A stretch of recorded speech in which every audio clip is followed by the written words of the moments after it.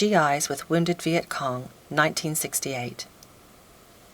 This is one of only a few images by Philip Jones Griffiths demonstrating any compassion by American soldiers toward a Vietnamese, ironically a Viet Cong soldier. All three GIs are in attentive poses behind and to the left and right of the wounded Viet Cong, who is lying on a stretcher, his eyes closed and mouth open. The soldier on his right is holding a water bottle. His hand is slightly blurred, indicating that he is in the process of giving the Viet Cong water, or perhaps has just done so.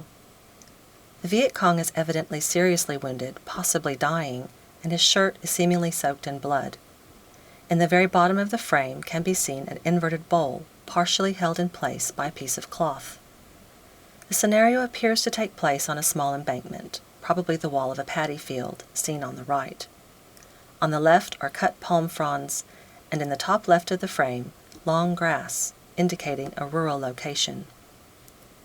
In Vietnam Inc., we are told that the Viet Cong had been severely wounded 3 days previously in the stomach. He had picked up his intestines and strapped a bowl over the wound to hold them in place, and continued fighting. When he signaled to his captors he wanted water, their interpreter had suggested he was only entitled to the dirty water in the top right of the picture. His bravery and dedication to his cause was recognized by the GIs, who gave him water from one of their own canteens. One of the soldiers mumbled, quote, "Any soldier who can fight for 3 days with his insides out can drink from my canteen any time." End quote. The faces of the GIs here are only partly visible. That of the Viet Cong is clearly visible, inviting us as viewers to relate to him. The photograph is taken from a high angle, exaggerating the sense of powerlessness felt by the Viet Cong soldier. Though kneeling down, the GIs are closer to the photographer and above the Viet Cong, giving them a position of power, emphasized by their control of the desired commodity, water, but at the same time subdued by their attentive demeanor. Although there is no doubt the scenario is genuine, Griffiths has noticed the scene invokes similarities to the composition and imagery of religious art, in this instance the pyramidal grouping often found in artworks of the High Renaissance.